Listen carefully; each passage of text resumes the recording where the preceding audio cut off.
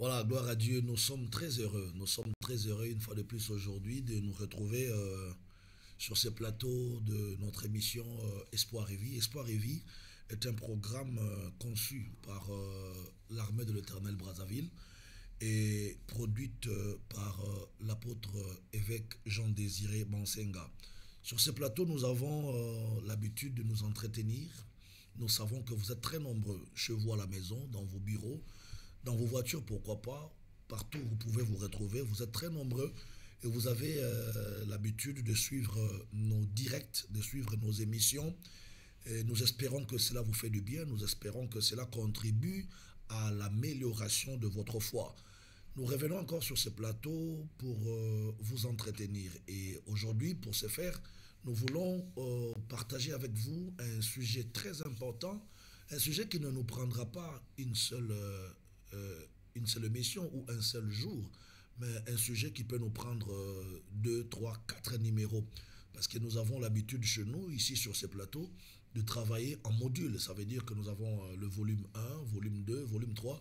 Nous irons avec les sujets qu'on va commencer aujourd'hui avec 2, 3, 4 numéros, même 5 numéros si c'est possible. Donc, lorsque vous commencerez avec nous, aussi vous allez commencer avec nous, le premier numéro, le numéro d'aujourd'hui, ne vous arrêtez pas là. Attendez-vous à un second numéro, à un troisième numéro, à un quatrième numéro, jusqu'à ce que nous allons épuiser la matière qu'on va commencer avec vous aujourd'hui. Merci à tous ceux qui sont là et si vous êtes en train de nous suivre, prenez le soin d'inviter vos amis, d'inviter vos parents, attirez vers vous, mettez devant vos écrans, devant vos téléviseurs, devant vos téléphones, pourquoi pas, tous ceux qui vous sont chers. Et si vous nous suivez en ligne, prenez également le soin de partager ces liens. Le plus beau cadeau qu'on peut donner à un être cher, ce n'est pas une chemise, ce n'est pas un pantalon, ce n'est pas un pain, mais le plus beau cadeau qu'on peut donner à celui qu'on aime, c'est la parole de Dieu. Partagez ces liens de la parole de Dieu, partagez sur toutes les plateformes que vous utilisez. Partagez parce que ce message atteindra au plus loin que possible tous ceux-là qui vous sont chers. Ça pourra les aider, ça pourra les édifier et nous aurons en retour le témoignage. Aujourd'hui, par la grâce de Dieu, nous allons parler sur l'excellence dans la réussite. L'excellence dans la réussite. C'est très important de comprendre comment on peut arriver à la réussite. L'excellence dans la réussite. Quand nous parlons de l'excellence dans la réussite, nous voulons sous-entendre une réussite selon le schéma de Dieu, une réussite selon les modèles de Dieu. Il y a un schéma, il y a un canevas que Dieu a établi pour aider ceux qui croient en lui de réussir. Parce que ici sous le soleil, dans ce monde, tout le monde parle de la réussite. Je veux réussir. Il a réussi. Nous allons réussir. Mais il y a réussite et réussite. Et tout ce que nous voyons briller chez les autres ne sont pas forcément les réussites venant de Dieu. Nous voulons ici sur ce plateau partager sur la réussite selon Dieu. Ça veut dire, nous voulons l'appeler l'excellence dans la réussite. Comment peut-on arriver à réussir selon les modèles de Dieu? Comment peut-on arriver à réussir dans la vie selon la volonté de Dieu? J'aimerais introduire ces textes introduire cette émission plutôt avec un texte dans Ésaïe chapitre 48, le verset 15. Ces versets bibliques de Ésaïe 48, le verset 15, me fait énormément du bien. C'est un passage de la Bible qui me motive, qui m'encourage. C'est même un verset biblique de motivation pour ma vie. Quand je lis ces versets, je me sens régaillardi, je me sens encouragé, je me sens boosté, motivé et je me sens requinqué. Ésaïe 48, le verset 15, la Bible dit, moi j'ai parlé et je l'ai appelé, je l'ai fait venir et son œuvre réussira. Ça, c'est Dieu qui parle par la bouche du prophète Ésaïe. Dieu dit dans Ésaïe 48, le verset 15, moi, moi, j'ai parlé, je l'ai appelé, je l'ai fait venir et son œuvre réussira. Autrement dit, son entreprise réussira. Autrement dit encore, sa vie réussira. Ici, nous voyons Dieu parler. Et quand Dieu parle à une personne et que Dieu utilise deux fois le pronom qui le désigne, par exemple, il dit moi, virgule, moi. Alors, quand Dieu parle de lui deux fois, ça veut dire que Dieu est très sérieux dans ce qu'il veut dire. Il dit moi, virgule, moi. Deux fois, Dieu dit moi, moi. Ça veut dire qu'il est en train de jurer par lui-même que les choses qu'il va dire après ne sont pas fausses. Ce sont des choses vraies et qui s'accompliront certainement. Il dit moi, moi, j'ai parlé, je l'ai appelé, je l'ai fait venir. Et la conséquence, c'est que la personne que j'ai fait venir réussira dans son œuvre et réussira dans son entreprise. Ici, Dieu est en train de jurer par lui-même, parce que quand Dieu parle de lui deux fois, il est en train de jurer par lui-même. Il dit, je jure par moi-même, quand je parle à quelqu'un, j'appelle quelqu'un, je fais venir la personne dans ma volonté. Tout ce qu'il fera après réussira. Donc, on comprend ici que la vision de Dieu, pour ceux-là qu'il a appelés, c'est la vision de le voir réussir. Dieu veut nous voir. Dieu veut te voir à tout prix réussir. Et il jure par lui-même. Il dit, ce n'est pas un homme qui t'a parlé, ce n'est pas un homme qui t'a fait venir, ce n'est pas un homme qui t'a appelé, c'est moi Dieu qui t'ai appelé, c'est moi Dieu qui t'ai fait venir, c'est moi Dieu qui t'ai parlé. Donc, si c'est moi l'Éternel qui t'ai parlé, si c'est moi l'Éternel qui t'ai appelé, si c'est moi l'Éternel qui t'ai fait venir, alors ton œuvre réussira. Donc, on comprend ici que Dieu a prévu la réussite dans la vie de tous ceux-là que lui a parlé, dans la vie de tous ceux-là que lui a fait venir, dans la vie de tous ceux-là que lui a appelé. Tu es heureux si Dieu t'a appelé. Tu es heureux si c'est Dieu qui t'a fait venir. Tu es heureux si dans ce que tu es en train de faire, dans le domaine où tu es en train d'opérer dans ta vie, tu es heureux si c'est Dieu qui t'a fait venir là-bas. Tu es heureux si c'est Dieu qui t'a amené là-bas. Quand je parle de ces passages de Ésaïe 48, le verset 15, je comprends que Dieu ne nous voit pas réussir partout. Ça, c'est la première chose. Nous parlons de l'excellence dans la réussite. Et Dieu dit, moi, j'ai parlé, je t'ai appelé, je t'ai fait venir et ton œuvre réussira. Nous comprenons ici que Dieu ne veut pas nous voir réussir partout. Autrement dit, nous ne réussirons pas partout dans la vie. Nous allons réussir dans le domaine où Dieu nous a fait venir. C'est comme ça que si Dieu t'a fait venir dans le domaine d'être un mécanicien, tu réussiras dans la mécanique. Si Dieu t'a fait venir dans le domaine d'être un footballeur, tu réussiras dans le football. Si Dieu t'a fait venir dans le domaine d'être un prédicateur, un ministre de l'évangile, tu réussiras dans l'évangile. En fait, chacun de nous va réussir si Dieu l'a appelé dans un domaine. Le Dieu qui t'a fait venir, le Dieu qui t'a appelé, c'est lui qui t'a parlé, c'est lui qui t'a amené dans le domaine de ta prédilection. C'est celui-là qui jure par lui-même et qui dit ton œuvre réussira, ton travail réussira. Ça veut dire on ne peut pas réussir partout. On ne pourra pas réussir où on veut. On ne réussit pas là où on veut, mais on réussit là où Dieu t'a fait venir. La première question ou le premier élément de mon enseignement aujourd'hui sur l'excellence dans la réussite, je veux te poser la question. Dieu t'a appelé à quoi? Dieu t'a fait venir dans quel domaine?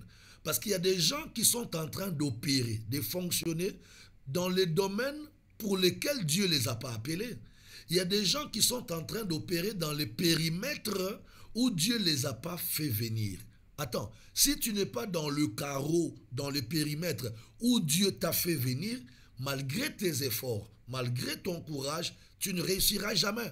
On réussit là où Dieu t'a fait venir, là où Dieu t'a amené. Et on réussit on réussit dans les domaines pour lesquels Dieu t'a appelé. C'est comme ça que vous remarquerez, beaucoup de gens sont dans la mauvaise adresse. Le premier élément pour réussir, selon le schéma de Dieu, il faut te retrouver dans l'adresse de Dieu pour ta réussite. On ne réussit pas partout. Ça, c'est très important. Je vais revenir à cela. Mais avant d'aller en profondeur, pour parler de l'adresse de la réussite de chacun, ici, il est important de relever un fait. Le premier fait qu'on doit relever aujourd'hui, c'est que toute réussite vient de Dieu et dépend de Dieu. C'est Dieu qui veut qu'on réussisse et c'est Dieu qui fait réussir quelqu'un. En tout cas, si quelqu'un donne l'impression de réussir dans sa vie et que ce n'est pas Dieu qui l'a fait réussir, ne le craignez pas. Ne soyez pas complexés devant lui. Parce que nous comprenons aujourd'hui que le premier élément de la réussite, c'est Dieu qui fait réussir quelqu'un. Et toute réussite vient de Dieu et dépend de Dieu. Quand je parle comme ça, je suis tenté de vous faire comprendre un passage dans Un roi. Un roi, prenons Un roi chapitre 2. Je vais te montrer que pour que tu réussisses dans la vie, cela dépend de Dieu. Cela ne dépend pas de tes efforts. Parce qu'il y a des gens qui fournissent des efforts. Il y a des gens qui étudient beaucoup, qui ont des grands diplômes. Il y a des gens qui ont des grandes relations dans la vie. Mais malgré leurs relations, malgré leurs diplômes, malgré leurs études, Dieu n'a pas voulu qu'ils réussissent. Par contre, vous verrez des gens qui n'ont peut-être pas ce que les autres ont, mais Dieu le veut dans la réussite. Dieu veut le faire réussir. C'est le cas ici de Salomon et d'Adonija. Prenons Un roi, chapitre 2, le verset 15. Je vais lire la parole de Dieu. Je commence même au verset 13. Un roi, chapitre 2, le verset 13. Écoutez bien ce que la Bible dit. Adonija, fils d'Haggith, alla vers Bathsheba, mère de Salomon. Elle lui dit, viens-tu dans les intentions paisibles? Adonija répondit, oui, maman. Et il ajouta, j'ai un mot à te dire. Bathsheba dit, parle. Et Adonija dit, tu sais que la royauté en Israël m'appartenait. Et tout Israël portait déjà ses regards sur moi, sur ma personne, pour me faire régner en Israël. Mais la royauté a tourné et elle est échue à mon frère. Pourquoi? Parce que l'Éternel la lui a donnée. Ça, ce sont les déclarations d'Adonija. Adonija était le fils d'Haggith. Adonija, après la mort de son grand frère Absalom, tous étaient fils de David. Après la mort d'Absalom, Adonija se disait, c'est moi qui hériterai le trône. La royauté de papa reviendra à moi. Parce que comme Salomon, le grand frère, n'est plus, alors dans la chronologie des naissances dans la famille, c'est moi, Adonija, qui devrait remplacer papa comme roi. Ça veut dire que Adonija entrevoyait déjà la réussite de sa vie en devenant roi en Israël. Et il savait que le protocole d'État, le protocole royal, le prendra et l'établira pour être oint comme roi à la place de son papa David après la mort de celui-ci. Et Adonija, pressé qu'il était, il va prendre des sacrificateurs, va les amener sur la montagne et va demander aux sacrificateurs de le oindre déjà comme roi. Adonija dit aux sacrificateurs, mon père David est avancé en âge. Il est vieux et en plus il est malade. Il mourra bientôt. Alors, je n'attendrai pas sa mort. Intronisez-moi, oignez-moi déjà comme roi à la place de mon père, parce que vous savez que le protocole national, le protocole royal en Israël, prévoit qu'après la mort de papa, c'est le fils aîné qui va prendre le trône. Et comme Absalom l'aîné était déjà décédé, Adonija se disait, c'est moi qui hériterai le trône de mon père. Et des sacrificateurs sont venus, selon l'invitation d'Adonija, ils ont oint Adonija pour l'établir prophète. Et ça se passe, donc qu'est-ce que j'ai dit? Pour l'établir roi. On a oint Adonija comme roi par des sacrificateurs, et ça se passe sur des montagnes dans la forêt. Mais lorsque le vieux avancé en âge, le roi David, avant sa mort, va apprendre que mon fils Adonijah a usurpé le pouvoir, il n'a pas attendu ma mort pour prendre la royauté, il a appelé des sacrificateurs qui l'ont oint déjà comme roi. Or, dans la pensée de David, lui ne voulait pas qu'Adonijah devienne roi après sa mort. Pour David, c'était Salomon qui devrait hériter le trône. Et même selon la volonté de Dieu, on le verra dans d'autres passages, que déjà dans la volonté de Dieu, Dieu prévoyait que Salomon devienne roi après la mort de David. Mais vous savez que Salomon n'est pas né dans le foyer de David. Salomon est né par une faiblesse que David avait envers Bathsheba. Bathsheba était la femme d'un général d'Israël qui s'appelait Uri. David a fait mourir ce général Uri pour finalement prendre la femme qu'il enviait. Et avec cette femme, David va faire l'enfant qu'on va appeler Salomon. Et David se disait que moi, après ma mort, c'est Salomon que j'établirai ou qui sera successeur sur le trône. Maintenant, Adonijah, lui, il ne regardait pas la pensée et la volonté de Dieu. Adonijah, lui, se disait, selon la loi d'Israël, c'est moi qui resterai l'aîné après la mort d'Absalom, mon grand frère, et quand papa mourra, je serai roi à sa place. C'est comme ça qu'Adonijah n'a pas résisté, il n'a pas attendu, il est allé prendre des sacrificateurs et l'ont oint comme roi sur les montagnes, là-bas dans la forêt. Et quand David apprendra ça, David va appeler son père spirituel. David dit à Nathan, le prophète, il dit, mais Nathan, d'où vient qu'Adonijah est oint comme roi à ma place? Tu sais que la royauté, je ne l'ai pas réservée pour Adonijah. Moi, je veux que toi, Nathan, le prophète, tu prennes Salomon, fils de Bathsheba, tu le oignes comme roi et que tu l'établisses sur mon trône. Maintenant, quand Adonijah va apprendre toutes ces choses que son papa a dit au prophète Nathan, Adonijah va comprendre que si on oignait Salomon et que Salomon devenait roi à la place de David, Salomon lui ferait des problèmes parce que Adonijah, lui, s'était déjà précipité pour s'auto-proclamer roi. C'est comme ça que Adonijah, dans l'esprit de chercher la paix avec le vrai roi qu'on va oindre par la volonté de David, le roi, et de Dieu, Adonijah va voir la maman de Salomon qui s'appelait Bathsheba. C'est là où Adonijah va dire à la maman de Salomon, Bathsheba, il dit, maman, tu sais que la royauté m'appartenait. Oui. Et tout Israël portait son regard sur moi. C'est vrai. Parce que dans la loi d'Israël, lorsque un roi décède, c'est le fils le plus grand, l'aîné, qui va prendre le trône. Maintenant, Adonijah dit, maman, tu sais que la royauté m'appartenait. Tu sais que tout Israël portait son regard sur moi. Mais ce que Adonijah va ajouter, il dit, mais la royauté a tourné et elle est échue à mon frère. Alors Adonijah explique comment la royauté a tourné. Adonijah explique comment la royauté l'a quitté pour aller vers son frère Salomon. Il dit, la royauté m'a quitté, la royauté a tourné et elle est échue à mon frère parce que l'Éternel la lui a donné. Donc Adonijah est conscient que si Salomon deviendra roi, ce n'est pas parce que les hommes le veulent, mais c'est parce que l'Éternel le veut.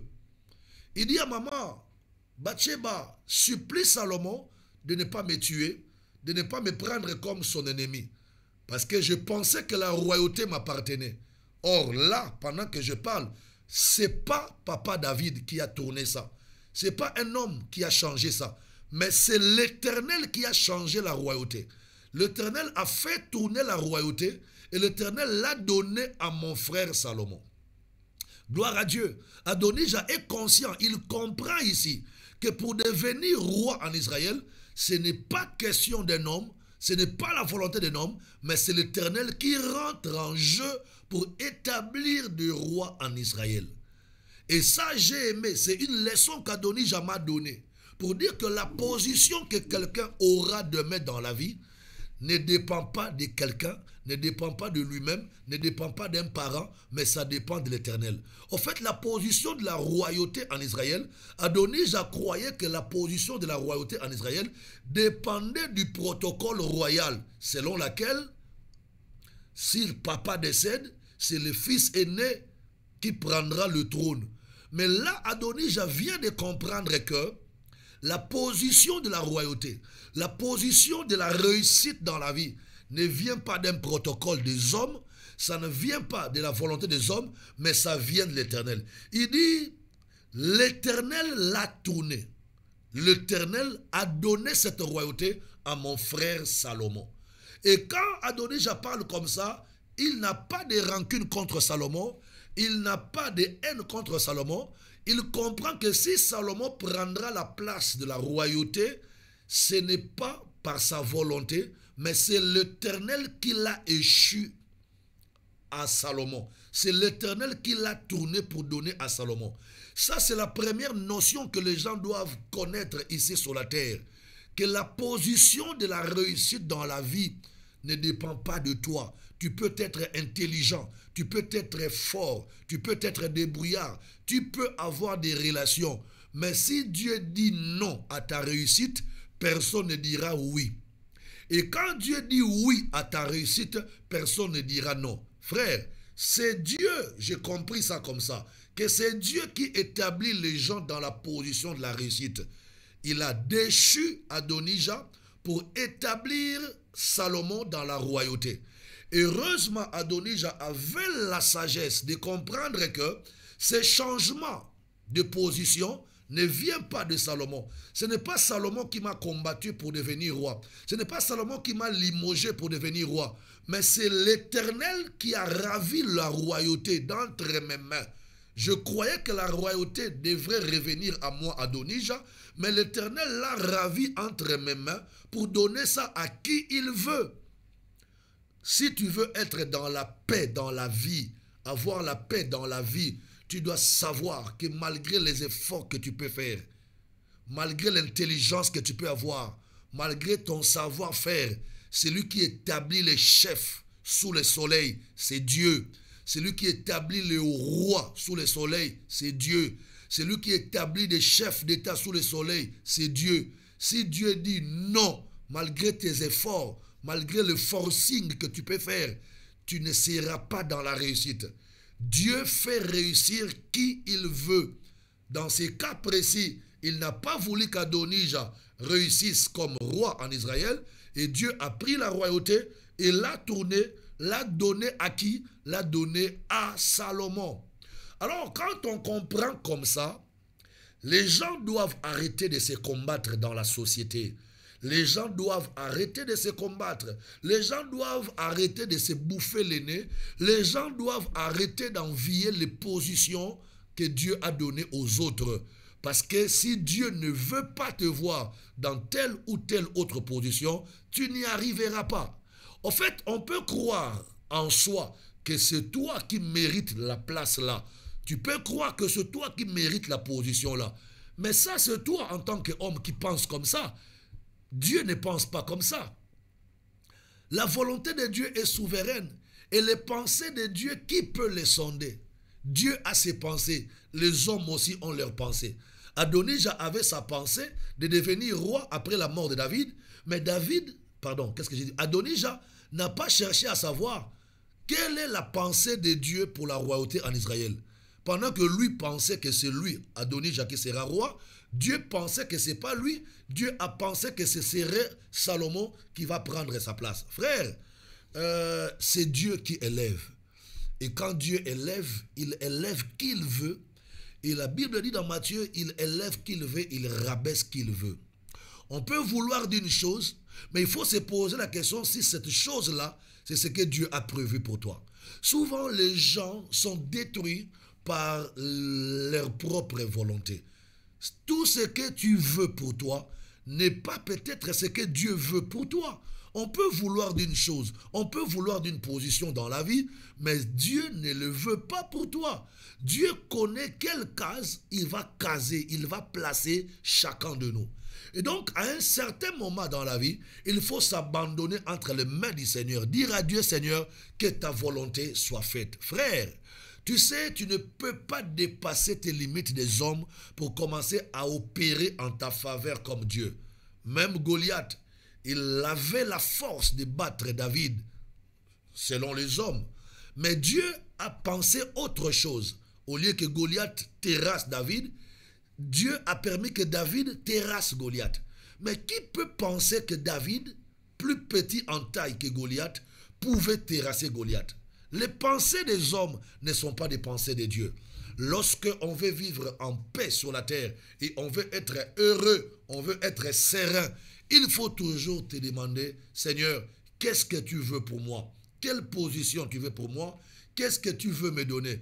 Ma part auprès de toi, Seigneur, c'est laquelle? Parce que quand on ne veut pas laisser Dieu faire sa volonté et qu'on pense que tout doit se passer sur la terre selon ta volonté en tant qu'homme, tu vas te casser le visage. Heureusement qu'Adonijah n'a pas fait du forcing. Adonijah n'a pas forcé la main. Il est venu reconnaître auprès de maman de Salomon que maman, je pensais que la royauté m'appartenait. Et tout le monde en Israël aussi pensait que la royauté m'appartenait. Et Israël avait son regard tourné vers moi. Mais la pensée de Dieu était différente. La volonté de Dieu n'était pas ce que nous pensions. Dieu a pris la royauté.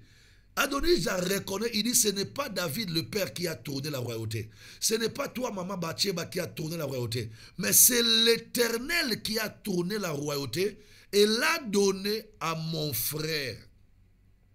Dieu est souverain. Il peut prendre ce que tu croyais être à toi et le donner à qui il veut. Quand tu comprends ça, tu vas dormir en paix. Tu attendras ta part. Tu chercheras ta part.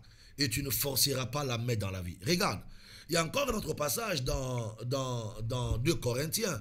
C'est un passage qui m'a beaucoup aidé, qui m'a beaucoup édifié. 2 Corinthiens chapitre 3, le verset 5. Ça, c'est l'apôtre Paul. L'apôtre Paul est en train d'énoncer la même pensée, le même principe aux frères qui étaient à l'église de Corinthe. Écoutez comment l'apôtre Paul dit. 2 Corinthiens, chapitre 3, verset 5. L'apôtre Paul dit ceci. Ce n'est pas à dire que nous soyons par nous-mêmes capables de concevoir quelque chose venant de nous-mêmes. Notre capacité, au contraire, vient de Dieu. Je reprends. Ce n'est pas à dire que nous soyons capables, nous-mêmes, de concevoir quelque chose venant de nous-mêmes, mais notre capacité, au contraire, vient de Dieu. Ici, Paul reconnaît et veut que les frères qui sont à Corinthe reconnaissent que si on peut être élevé, si on peut être en haut, si on peut être fort, si on peut réussir dans la vie, ça ne viendra pas de tes capacités, ça viendra d'abord par la volonté de Dieu. Nos capacités, nos intelligences, nos relations, nos diplômes interviendront après. Mais le premier élément qui pourra déterminer la réussite d'un homme sur terre, c'est d'abord la volonté de Dieu. Quand la volonté de Dieu est d'accord pour ta réussite, alors l'intelligence, ton courage, ta force, tes relations pourront t'aider après. Mais si la volonté de Dieu n'est pas que toi tu réussisses dans tel carreau, dans tel périmètre, ton diplôme ne va rien faire. Ton intelligence ne va rien faire. Tes relations ne vont rien faire. Pourquoi? Parce que Dieu, qui a le dernier mot quant en ce qui concerne la réussite de chacun, ne veut pas te voir réussir dans ces périmètres-là ou ne veut pas te voir en haut dans ces périmètres-là. Quand je parle comme ça, je ne dis pas que Dieu te déteste. Quand je parle comme ça, je ne dis pas que Dieu t'a haï. Mais je veux simplement dire que Dieu a une position, Dieu a un carreau, Dieu a un périmètre qu'il a réservé à chacun de nous. Si le périmètre, le carreau de la royauté en Israël était réservé à Salomon, certainement, Dieu avait aussi un autre carreau qu'il avait réservé pour Adonijah. Et donc, Adonijah devrait maintenant commencer à chercher la volonté de Dieu pour savoir dans quel domaine Dieu l'amènerait à réussir. Parce que le carreau de la royauté en Israël, Dieu a voulu que la royauté soit tournée vers Salomon. Donc, ça c'est très important. La réussite vient de Dieu et la réussite dépend d'abord de Dieu. La force, l'intelligence, le courage, les relations viendront après. Nous connaissons des gens qui ont de bonnes relations, qui ont des agendas enrichis, des numéros de téléphone. Mais curieusement, toutes ces relations que tu as ici à Brazza, ou partout tu peux te retrouver, toutes les relations que tu as dans ta vie ne t'ont pas aidé à réussir. Cependant, tu verras à côté de toi des gens qui n'ont même pas des relations comme toi, des relations comme ce que toi tu as, ils sont en train de réussir. Tu verras qu'ici, sous le soleil dans ce monde, tu as des diplômes, tu as l'intelligence qui pouvait t'aider à monter et te retrouver au sommet quelque part. Tes diplômes, ton intelligence ne t'ont pas aidé à atteindre le sommet. Et pendant ce temps-là, tu vois des gens qui n'ont pas ta tête, qui n'ont pas tes diplômes, qui n'ont pas l'intelligence que tu as, mais qui sont en train de monter devant toi. Pourquoi? C'est tout simplement parce que Dieu le veut monter. Dieu veut le voir dans la réussite. Mais pour toi, ce n'est pas le cas. Dieu veut te voir réussir ailleurs peut-être. Ça, c'est le premier élément qui peut faire que quelqu'un réussisse dans la vie. La réussite vient de Dieu et la réussite dépend de Dieu. C'est comme ça que dans nos familles, nous devons arrêter de nous combattre. C'est Dieu qui détermine la position de chacun dans les familles. C'est Dieu qui établit chacun de nous dans son périmètre, dans les familles, dans les communautés et dans la société. Regardez, ici je voudrais vous amener dans la famille de Joseph. Joseph était le fils de Jacob. Jacob avait beaucoup d'enfants. Regardez, tu verras que Jacob avait beaucoup d'enfants, mais Dieu a voulu dans la famille de Jacob la réussite de Joseph. Et pourtant, ce Joseph-là n'était même pas l'aîné. Il y avait des aînés, il y avait des grands frères, mais Dieu a voulu que la réussite soit tournée ou soit orientée vers la vie de Joseph. Et pourtant, Ruben, les grands frères, étaient là, l'aîné. Lévi était là, Siméon était là. Mais Dieu a voulu que dans cette famille où il y a des grands frères, où il y a des hommes forts, que la réussite aille vers Joseph, le plus petit, et puis peut-être le moins instruit de la famille. Il faut comprendre comment Dieu opère. La réussite vient de Dieu et la réussite dépend de Dieu. Frère, même quand tu vas chez un féticheur, tu dis au féticheur, je viens pour que tu me fasses les fétiches et que je réussisse dans ma vie. Le féticheur va te regarder et te dira, toi, malgré mes fétiches, tu ne peux pas réussir. Parce que le féticheur comprend que là où Dieu dit non, lui ne peut pas dire oui. Et là où Dieu dit oui, le féticheur ne peut pas dire non. Frère, la réussite vient de Dieu. L'élévation vient de Dieu. Le positionnement dans la vie vient de Dieu. Accepte la position que Dieu te donne. Sois tranquille dans le périmètre où Dieu t'établit. Si Dieu pensera t'amener un peu plus haut que là où tu es aujourd'hui, il le fera au moment opportun.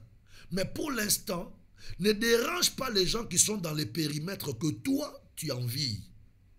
Et ne dérange pas les gens qui sont dans les carreaux que toi, tu envies.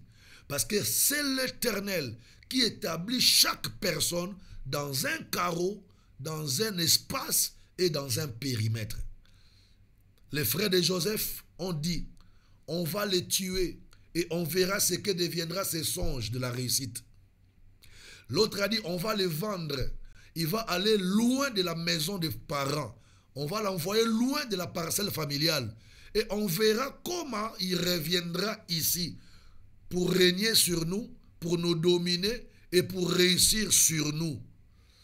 Mais ils oublient que Dieu a tout le moyen d'accomplir sa volonté de faire réussir quelqu'un. de loin ou de près. Si Dieu veut la réussite de quelqu'un, Dieu le fera réussir. On vend Joseph, on le prend, on l'envoie jusqu'en Égypte. Mais ça n'a pas empêché Dieu à accomplir sa volonté de vouloir faire réussir Joseph dans sa famille. Et là, on verra que les gens qui ont envoyé Joseph loin en Égypte pour qu'il ne règne pas sur eux, pour qu'il ne domine pas sur eux, ce sont les mêmes gens qui ont pris le moyen de transport pour suivre Joseph là où on l'avait envoyé loin en Égypte, afin de dormir sous ses pieds et que Joseph commence à régner sur eux et à dominer sur eux. Vous voyez, ce que Dieu veut, personne ne dira non. Et ce que Dieu ne veut pas, personne ne dira oui. Je voudrais que ceux qui m'écoutent maintenant et que ceux qui m'entendent maintenant commencent à coopérer avec la volonté de Dieu. Au-delà de nos efforts, au-delà de nos diplômes, au-delà de nos intelligences, au-delà des relations qu'on peut avoir dans la vie, le dernier mot pour réussir dans ta vie, ici sur terre, ne viendra pas de toi. Ça ne viendra pas de ton papa. Ça viendra de Dieu. Ton papa peut vouloir ta réussite. Mais si Dieu dit non, comment cela se fera-t-il? Ta maman peut vouloir ta montée. Mais si Dieu dit non, comment cela arriverait-il? Donc ici, je vais demander à chacun de nous de coopérer avec Dieu pour que finalement Dieu agrée ta montée, que Dieu agrée ta réussite. Je suis en train de parler sur l'excellence dans la réussite. Ça, c'est le premier élément. Retenez que réussir dans la vie vient de Dieu et dépend de Dieu. Ce n'est pas par nos efforts, ce n'est pas par notre intelligence, ce n'est pas par nos relations, mais c'est par la volonté de Dieu.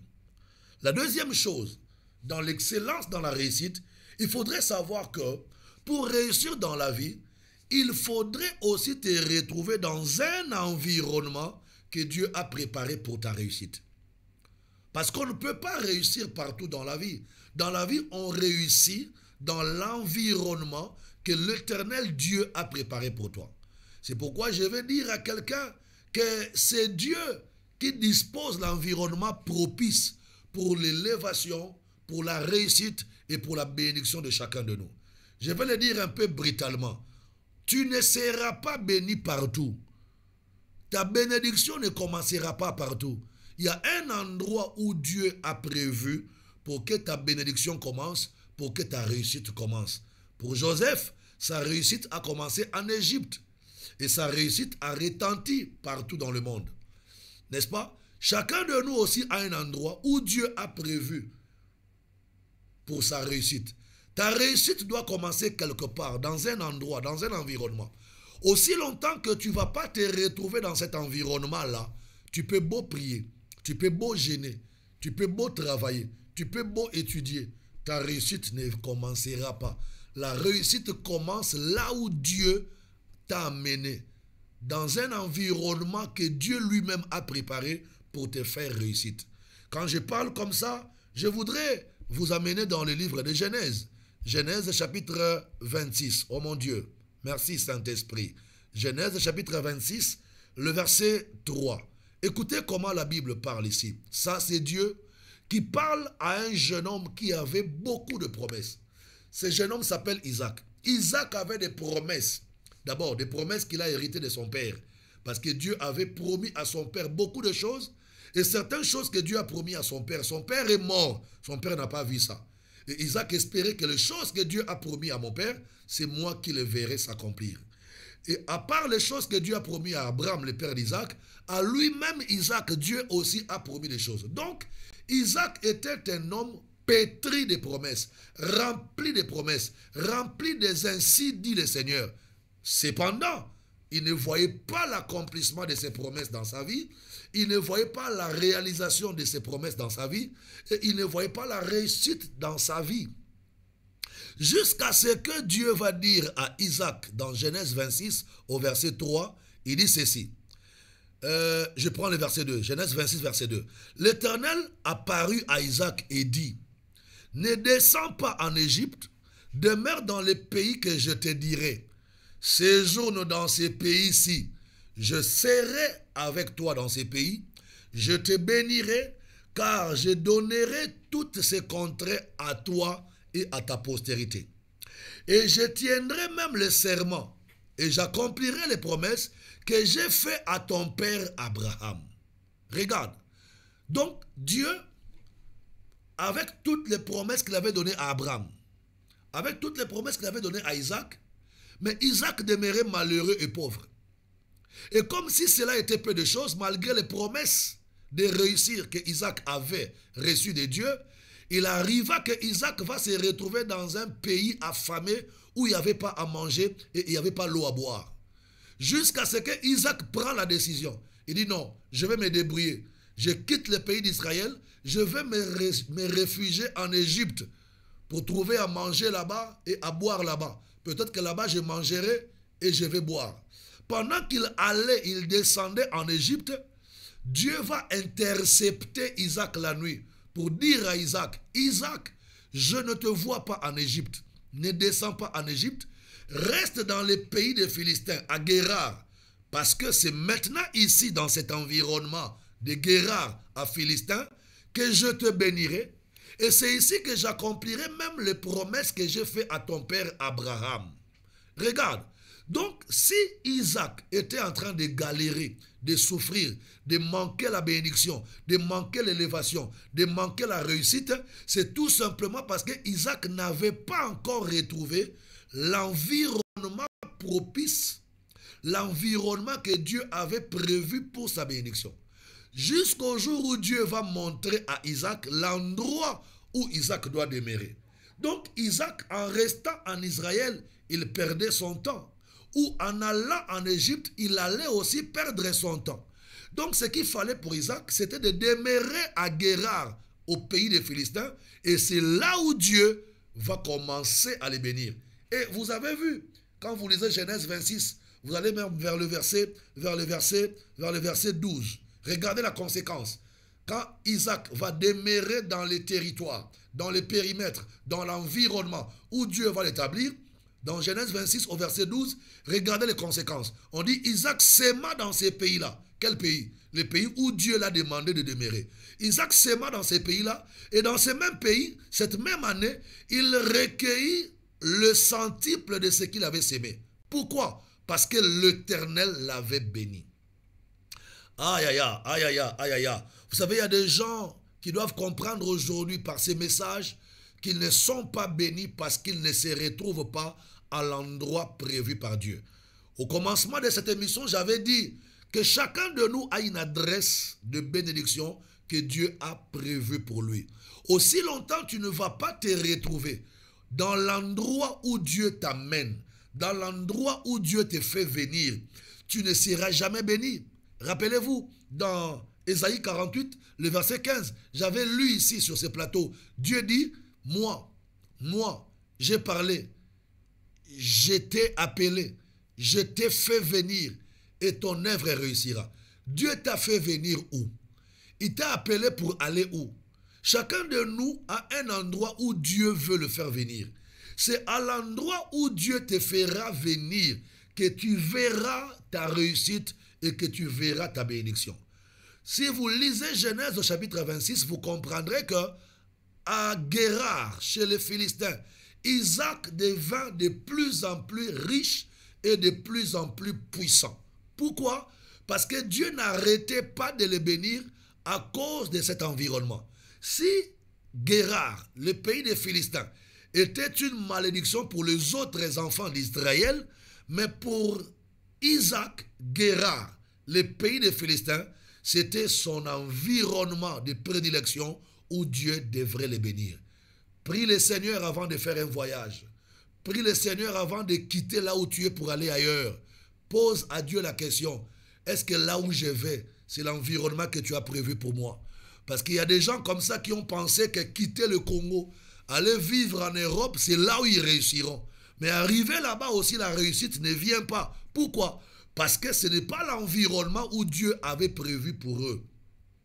Tu peux dire non, mais moi je quitte le Congo, ou je quitte mon pays, la Tanzanie, ou je quitte mon pays, la France, pour aller aux États-Unis. Mais pose-toi la question de savoir, est-ce que là où tu vas aller aux États-Unis, c'est l'environnement que Dieu a préparé pour ta bénédiction? Frère, il y a un endroit, il y a une adresse, il y a un environnement que le Seigneur a prévu pour chacun de nous. Si Isaac était béni à Guérard, les autres Philistins peut-être ne seraient pas bénis à Guérard. Si Guérard était le pays qui a enterré beaucoup des enfants d'Israël, mais Guérard ne va pas enterrer Isaac. Parce que Isaac, pour Dieu, Isaac, l'endroit de sa bénédiction, c'est Guérard. J'ai prié le Seigneur pendant ces plateaux que tu te retrouves à l'endroit où Dieu a prévu pour toi. Comme tu as une adresse physique, tu as une ruelle avec un numéro de parcelle, spirituellement aussi, tu dois avoir une adresse où Dieu veut te voir. Il y a des gens qui fournissent des énormes efforts, mais ils ne sont pas bénis parce qu'ils ne sont pas à l'endroit où Dieu veut qu'ils soient. Quand on est à l'endroit que Dieu veut pour toi, en tout cas, tu fourniras très peu d'efforts et tu réussiras énormément. Mais quand tu n'es pas à l'endroit que Dieu veut pour toi, tu fourniras beaucoup d'efforts, mais le résultat ne sera pas trop bon. Pourquoi? Parce que la terre sur laquelle tu es en train de fonctionner n'est pas la terre que Dieu t'a donnée. Oh mon Dieu, j'ai prié Adonai qu'il donne à chacun de nous un espace, que l'Éternel donne à chacun de nous un territoire, que l'Éternel donne à chacun de nous un endroit où sa vie réussira, où sa vie sera bénie. Attendez, quand je parle d'Isaac par rapport à l'environnement, certains me disent, mais là c'est l'Ancien Testament. Je reviens à Jésus. Est-ce que vous savez, même Jésus-Christ lui-même, son ministère n'a pas explosé à Nazareth? Et pourtant Jésus est de Nazareth. Son père est de Nazareth, sa maman également. Mais quand Jésus a commencé le ministère à Nazareth, son ministère n'a pas eu de l'écho. Et déjà même ses propres frères à Nazareth n'acceptaient pas son ministère. Les voisins à Nazareth n'acceptaient pas le ministère de Jésus. Donc on peut être né dans un environnement, mais ce n'est pas forcément dans cet environnement qu'on doit évoluer pour réussir. Et quand Jésus a compris que Nazareth était hostile à son ministère, Jésus va délocaliser son ministère pour aller s'installer à Capernaum. Et c'est à Capernaum, chez son frère Pierre, que Jésus va démarrer un ministère qui aura de l'écho dans le monde entier. Tu sais, tu es resté dans les ghettos. Tu fais un travail du ghetto. Tu fais un ministère du ghetto. Tu es en train de faire un commerce du ghetto. Parce que tu n'es pas à l'environnement prévu par Dieu. Le jour où tu vas te retrouver comme une sémence, jetée dans la terre qu'il fallait, tu germeras, tu donneras des fruits et les gens viendront s'abriter sous toi. Frères et sœurs, je pense que la réalisation me fait signe, avec rigueur, que notre temps touche à sa fin. Mais notre émission ou notre message qu'on a commencé aujourd'hui n'est pas épuisé. Aujourd'hui, c'était le premier numéro. Nous sommes en train de parler de l'excellence dans la réussite. Ça veut dire comment réussite selon les schémas de Dieu. Prochainement, nous reviendrons sur ces plateaux. Veuillez rester en contact avec nous. Restez sur la même page. Suivez les notifications. Et restez sur la même chaîne. Suivez le programme. Nous allons revenir pour la deuxième partie de ce message. Parce que nous sommes en train de parler sur l'excellence dans la réussite. Aujourd'hui, nous avons dit, pour réussir dans la vie, tu dois savoir que les derniers mots de la réussite d'une personne viennent de Dieu.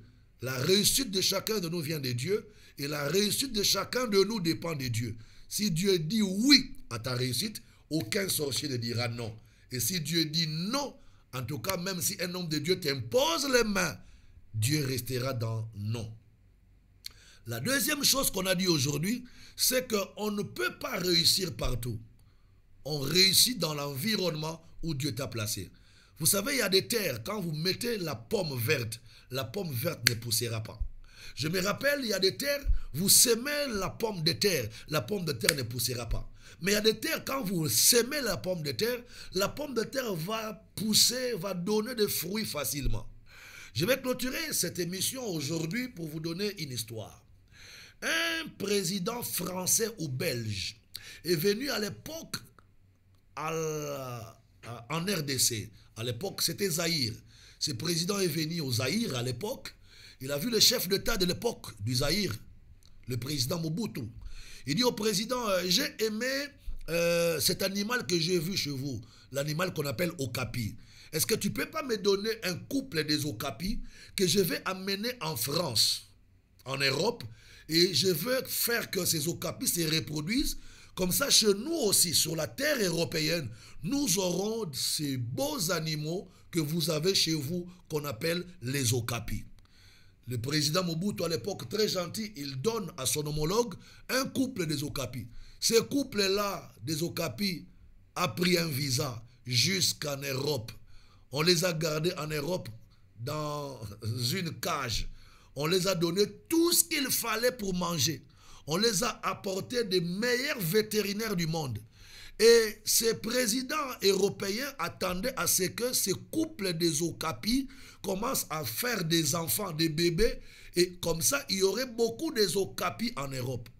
Mais curieusement, le président européen là était déçu. Il s'est rendu compte que 10 ans après, le couple des okapis ne pouvait pas donner les enfants. Il revient dire à son homologue, le président Mobutu à l'époque, il dit, mais tu m'as donné un couple des okapis, ils mangent bien, ils sont bien soignés par des vétérinaires européens, mais ils n'arrivent pas à réussir dans la reproduction. Alors, je suis tenté de te rendre tes animaux. Comme les Blancs n'aiment pas tuer les animaux, il dit, bon, je vais te rendre ton couple des okapis. Le président Mobutu à l'époque dit, d'accord, rendez-moi mon couple des animaux okapis. Dès que ces okapis-là sont rapatriés, ils arrivent au Congo, ex-Zaïre à l'époque, on les laisse sur la terre du Zaïre, en Afrique, au Congo. 3 mois, c'était beaucoup. Ces okapis ont commencé à se reproduire. Et quand les 2 présidents ont vu la chose, ils ont finalement compris que chaque bénédiction a son environnement. Chaque chose a son territoire où Dieu l'a établi. C'est comme la réussite. Chacun de nous ne réussira pas partout. Si l'autre réussit à Pointe-Noire, l'autre réussira à Abidjan. L'autre réussira à Paris, l'autre réussira à Bruxelles, l'autre à Los Angeles. Ne pense pas parce que ton frère a réussi à Los Angeles que toi aussi forcément tu réussiras à Los Angeles. Non, nous devons arrêter ces plagiats. On doit arrêter le copier-coller. Dieu a un schéma, il a un plan, il a un environnement. Qu'est-ce que je dis? Il a un environnement pour la réussite de chacun de nous. Aujourd'hui, on s'arrête par là. Nos numéros WhatsApp défilent au bas de vos écrans. Écrivez-nous sur WhatsApp. Laissez-nous un message audio ou un message texto. Nous allons répondre. Nous allons prier avec vous. Nous allons même partager la parole et Dieu vous bénira. Et nos pages Facebook sont au bas de vos écrans. Nos comptes YouTube vont défiler. Restez en contact avec nous et attendez le 2e numéro de ce même message intitulé « L'excellence dans la réussite ». Je vais prier pour quelqu'un qui m'a suivi. Très Saint-Père, je lève ma main pour tous ceux-là qui ont suivi ces messages. Ceux qui sont en train de se battre, de errer ça et là pour chercher une réussite. Papa, j'ai prié que toi qui donnes à chacun de nous la réussite, tu interviennes dans la vie de chacun d'eux. Ouvre des environnements propices pour chacun. Amène quelqu'un, envoie chacun, amène quelqu'un, amène chacun, envoie chacun dans l'endroit où il faut pour la réussite de chacun. Et Père, j'ai prie aussi que tu libères ta gentillesse, que tu acceptes, que tu veuilles à ce que ceux qui t'implorent pendant que je prie maintenant réussissent. Oh Dieu, libère ta faveur, libère ta grâce. Agrée la réussite de ceux qui le demandent. Que ceux qui veulent réussir sur cette terre, dans ce monde, reçoivent ta gentillesse, reçoivent ta bénédiction. Parce que quand tu dis oui, personne ne dira non. Alors élève ceux-là qui sont en train de prier avec moi afin que la réussite arrive dans leur vie. Je bénis tous ceux qui ont prié avec moi. Restez sous la grâce et la faveur de Dieu. Au nom de Jésus-Christ, nous disons Amen. Merci. Bye bye. Que Dieu vous bénisse.